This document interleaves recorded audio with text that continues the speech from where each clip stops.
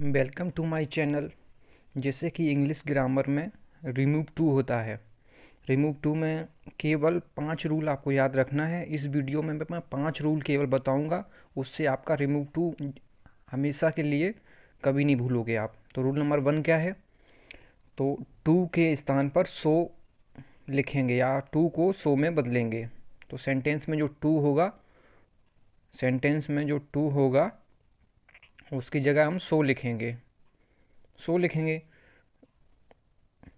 Of rule number 2 क्या है? इसके बाद सेंटेंस में दिए गए एडजेक्टिव या पास्ट पार्टिसिपल के बाद दैट का प्रयोग करेंगे। जैसे जो सो का यूज मैंने किया है टू की जगह, फिर उसके बाद जो सेंटेंस भी दिया होगा वो लिख देंगे और फिर उसके बाद दैट का हम यूज़ करेंगे। अभी कुछ मत आप अभी एग्जांपल देखेंगे तो अपने आप आपको आ जाएगा।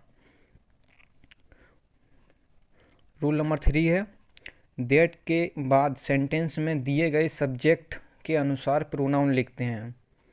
जैसे शुरू में जो सब्जेक्ट होगा ही या कुछ भी हो,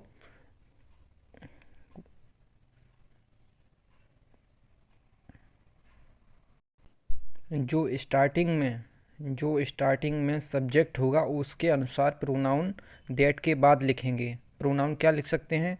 ही लिख सकते हैं, सी लिख सकते हैं, और इट लिख सकते हैं, और दे लिख सकते हैं। तो ये 4 प्रोनाउन हम लिख सकते हैं दैट के बाद। फिर दैट के बाद क्या लिखेंगे? अगर शुरू में जो सेंटेंस है वो अगर प्रेजेंट में है, कैसे पहचानेंगे प्रेजेंट में है? इज़ या आर हेल्पिंग वर्ब होगी तो जो दैट के बाद प्रोनाउन यूज किया है, प्रोनाउन के बाद कैन नॉट यूज करेंगे।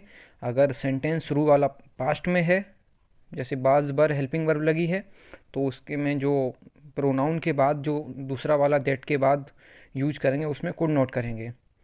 ठीक है।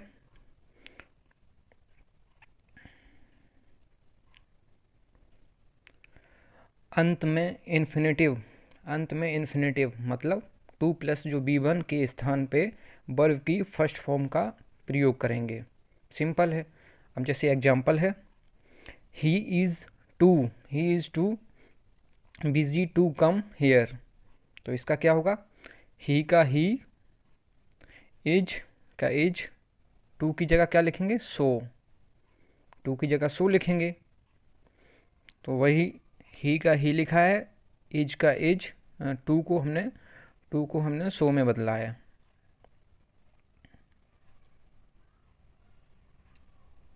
टू को मैंने सो में बदला है। और बिज़ी मैंने बताया था अभी, एडजेक्टिव या पास्ट पार्टिसिपल आएगा, वो आया है। फिर टू जो इन्फिनेटिव है उसके बाद दैट शुरू वाला सेंटेंस प्रेजेंट में है, इसलिए यहाँ ही जो शुरू में दिया है सब्जेक्ट उसके अनुसार यहाँ प्रोनाउन लिखेंगे। तो शुरू में क्या है? ही है, तो इसका प्रोनाउन क्या होगा? ही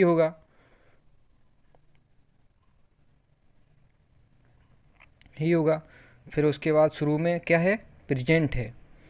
शुरू में कैसे पहचाने हमने प्रेजेंट है? एज है यहाँ।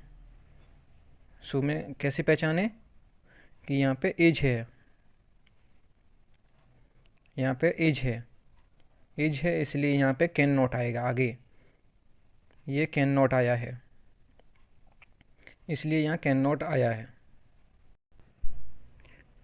शुरू में सेंटेंस प्रेजेंट में है, इज़ एम आर अगर आता है शुरू में, इज़ एम आर शुरू में आता है तो यहाँ पे कैन नॉट का यूज़ करेंगे हमेशा। और हेयर कम हेयर लिखा है तो कम हेयर लिख देंगे। अब सेकंड देखते हैं, she was too frightened to speak. तो इसका क्या बनेगा? सी का सी रहेगा, वॉज का वॉज, और टू को सो में बदल दिया। फिर उसके बाद जो एडजेक्टिव या पास्ट पार्टिसिपल आएगा तो वो डायरेक्ट आ गया, ये पास्ट पार्टिसिपल है इसलिए यहाँ लिख दिया। फिर उसके बाद जो टू प्लस बी वन होता है, जैसे टू और ये स्पीक बी वन है, जो टू प्लस बी वन है उसके स्थान पे हम सीधा दैट लिखते हैं। तो मैंने दैट लिख ही दिया है, दैट लिखा है। शुरू में जो लिखा है सी, उसके अकॉर्डिंग यहाँ प्रोनाउन लिखते हैं, सी लिख दिया है। और सी यहाँ पे हेल्पिंग वर्ब क्या है, वॉज है, तो ये पास्ट में है, तो पास्ट के लिए हम यहाँ क्या करते हैं, कुड नॉट। हमेशा ये याद रखना, अगर यहाँ ये शुरू वाला सेंटेंस अगर पास्ट में है, कैसे पहचानेंगे पास्ट में, वॉज और वर लगा होगा। तो यहाँ पे सी वॉज टू फ्राइटेन टू सी, तो इसमें क्या होगा, सी की जगह मैंने सी लिखा जो सब्जेक्ट है, और बॉज की जगह बॉज लिखा, और टू के स्थान पे मैंने क्या लिखा है, सो लिखा है, और फ्राइटेंड लिखा है। फिर 2+B1 मतलब 2+ वर्ब की B1, तो उसके स्थान पे मैंने क्या लिखा है, दैट, वहीं से दैट शुरू हो जाएगा।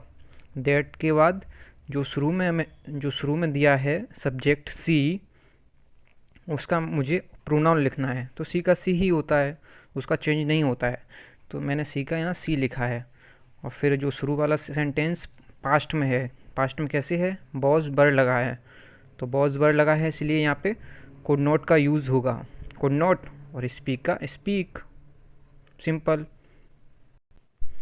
क्वेश्चन नंबर 3 है, the tea is too hot for me to drink, तो इसका क्या बनेगा, द टी का द टी, इज का इज, और टू को मैंने सो में बदलेंगे, टू को सो में बदला, और हॉट, तो हॉट हो गया।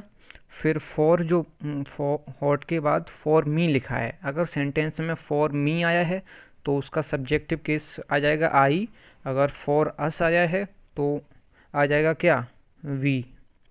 अगर यहाँ पे फॉर मी आया है सेंटेंस में अगर बीच में, तो उसकी जगह हम डायरेक्ट लिखेंगे आई, तो शुरू में तो ये फॉर मी आया है इसलिए यहाँ आई आएगा।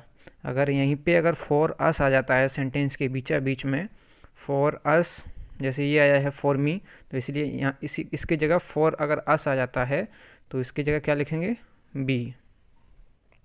ठीक है, तो ये सेंटेंस कैसे बनेगा, the tea is so hot, too की जगह मैंने क्या लिखा है, सो हॉट, फॉर मी की जगह मैंने लिखा है आई, और शुरू वाला सेंटेंस प्रेजेंट में है क्योंकि यहाँ हेल्पिंग वर्ब इज है, तो इसलिए यहाँ कैन नॉट आया है, और ड्रिंक और इट इसलिए आया है लास्ट में क्योंकि ये शुरू द टी है वो नॉन लिविंग है। क्वेश्चन नंबर 4 देखते हैं, he is too dull to react, तो इसका क्या बनेगा, ही का ही इज़, टू को मैंने सो में बदला, डल, और फिर दैट, और फिर शुरू में जो दिया है ही उसके अकॉर्डिंग, क्योंकि सेंटेंस के बीच में फॉर मी या फॉर अस नहीं है, तो इसलिए शुरू में जो सेंटेंस है उसके सब्जेक्ट के प्रोनाउन लिखेंगे, तो ही का ही रहता है, ही, और शुरू वाला सेंटेंस प्रेजेंट में है इसलिए यहाँ कैन नॉट, और फिर रिएक्ट। क्वेश्चन नंबर 5 देखते हैं, ही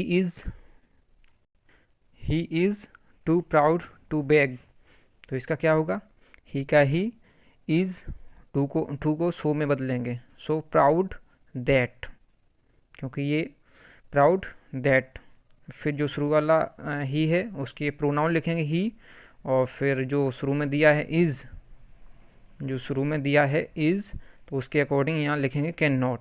अगर यहाँ बाज होता, यहाँ बॉज होता, WAS बॉज होता, तो यहाँ क्या लिखते हैं, कुड नॉट लिखते हैं, कुड नॉट लिखेंगे क्योंकि यहाँ सेंटेंस क्या है, इज़ है, इसलिए ये प्रेजेंट में है, तो ये यहाँ पे कैन नॉट आएगा, कैन नॉट बैग।